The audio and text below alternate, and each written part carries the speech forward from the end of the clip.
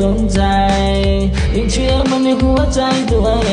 งสันตาเสียงกลองเสียงเพลงคือทิ้งลื่นเลงบรรเลงอย่าไปสนคำพายให้เจ้านั้นฟังเสียงใจตัวเอง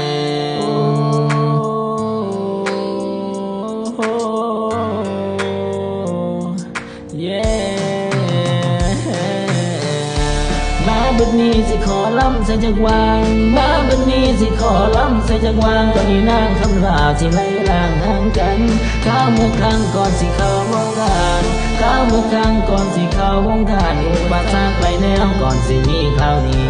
มีคนยองก็ยังมีคนด่าบ่มีเพียงผู้ข่าวสิถูกด่าผู้เดียวผู้เดียวถูกด่าผู้เดียว